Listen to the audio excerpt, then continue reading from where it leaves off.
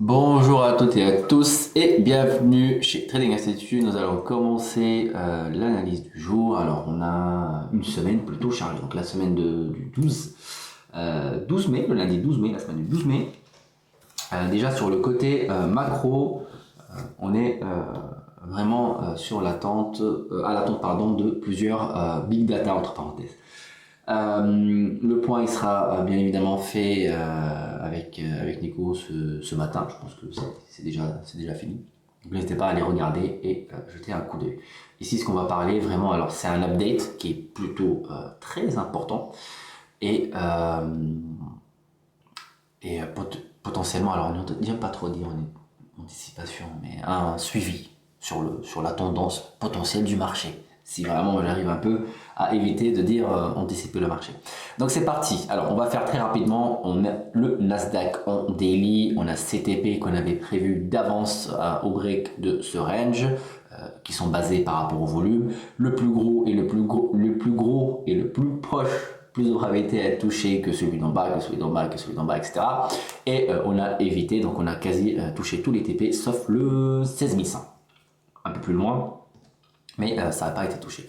Maintenant, je dis c'est important, et là on fait une mise à jour qui est importante, c'est que ce range et ce dernier vendeur qui a permis au C-block, au ce range de partir sur un order flow quand même pendant,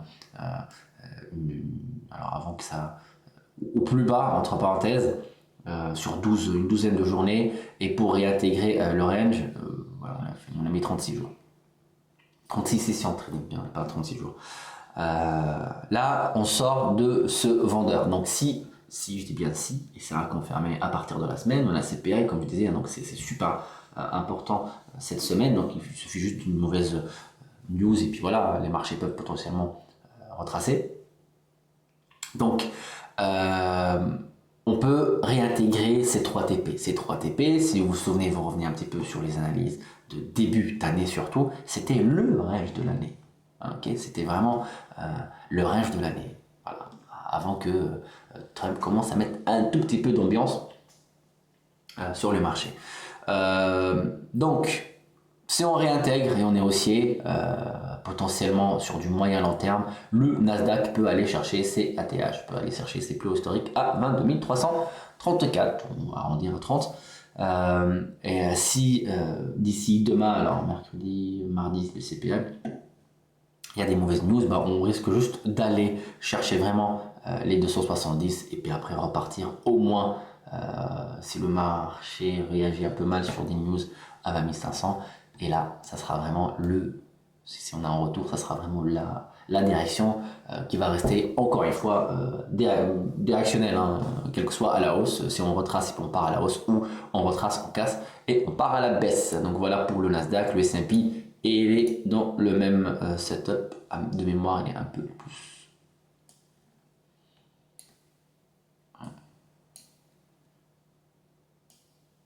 plus en avance. Donc là, on réintègre. Alors, c'est le même range, hein, sauf que le Nasdaq, je l'avais mis en TP parce que je le trade aussi sur du moyen long terme, le S&P non. Hop, voilà. Donc on est parti sur du moyen long terme maintenant sur le S&P. Il va y avoir deux réactions. Soit le marché rejette cette zone de 5850 et le S&P peut nous faire à peu près 70 points à la baisse. C'est petit hein, par rapport à la volate, elle baisse quand même. On est sur du 20 sur le VIX. 20, 20. Donc ouais, on peut le faire sur du moyen long terme dans la semaine si tout va mal, limite que demain parce que on a CPI. Et si tout va bien, on peut aller chercher 150 points à la hausse sur du moyen long terme concernant le S&P. Donc c'est parti, on va repartir un peu maintenant sur la session de trading. Sur le Nasdaq, c'est parti, c'est une zone qui a été rajoutée, on défie après. C'est une zone de TP qui était rajoutée. Donc on sort et on casse ce vendeur, on touche 1, 2, 3, on a 4 TP avant de réintégrer la prochaine zone des 20 150. Une zone super importante pour le Nasdaq. Donc voilà, on reste dans une zone des TP. On est lavé une très grosse news. Donc on peut potentiellement se balader, ranger ici entre CTP.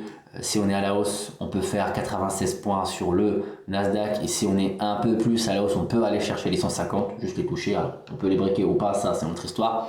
Mais au plus haut, on peut faire 220 points. 95 points à la hausse et au plus haut 220 points. Et à la baisse, on peut faire 140 points et au plus haut 270 points. Aujourd'hui, potentiellement sur le Nasdaq. Comme je disais, si on prend la première zone et la plus petite variation entre des deux, et ben on aura plus de probabilité d'aller la chercher. C'est-à-dire ici, les 95, ben on a quasi, alors rien n'est sûr dans la finance, mais on est plus sûr d'aller chercher les 21 000 pardon, sur le Nasdaq que aller chercher les 150, que encore moins les 300, etc. etc. Pareil pour la baisse. Donc là, on les pend, je repasse sur le S&P. Alors c'est un récap, hein. On a tous les zones, en fait, on a tout pris sur la descente et là on retrace. Donc on a normalement, si on a bien fait notre job, on a les zones. Donc le S&P il est en avance par rapport au Nasdaq. Comme on l'a vu tout à l'heure sur le graphique daily, il a touché, on va faire un petit rappel quand même, daily up, il a touché la zone acheteuse que le Nasdaq, donc le S&P ici, hein, il réintègre la zone acheteuse que le Nasdaq, il est encore plus bas, il est encore sur le TP. Sachant que sur le Nasdaq, pour l'instant, je l'ai marqué en bleu. Donc, vous allez voir, voilà. Ça, c'est la zone verte du S&P. C'est l'emplacement, en tout cas, par rapport à la corrélation. Donc, le Nasdaq, il est encore plus bas. Le Nasdaq, il est un peu, le S&P, pardon, il est un peu en avance. Le Nasdaq, sur le plan scalping, le plan intraday, il est là.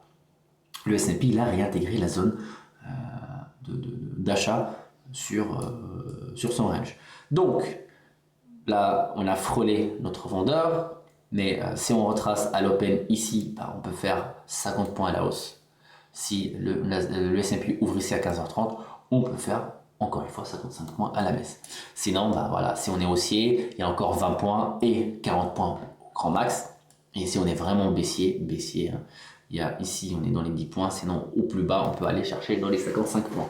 Donc voilà le plan pour le S&P et le Nasdaq. Ça reste vraiment une analyse, hein, un scénario. C'est du partage, c'est vraiment pas de conseil d'investissement. Ou si vous avez votre propre plan et vous voyez que j'ai mis ça et puis c'est pas la même chose ou c'est à l'inverse, et bien surtout, gardez votre plan. C'est vraiment juste un partage, c'est une façon de faire. Comment trader le marché avec deux scénarios. Alors j'allais dire sans prise de tête, mais c'est toujours une prise de tête, les marchés financiers. Mais c'est pour ça qu'on aime d'ailleurs. Donc voilà, faites attention, semaine plutôt chargée, hein, il n'y a pas que lundi dans la semaine. On a quand même 5 sessions de trading, donc on va aller tout doucement et on va aller chercher une belle perf pour cette semaine. Merci à toutes et à tous, très bonne journée verte et on se retrouve tout à l'heure dans le live YouTube.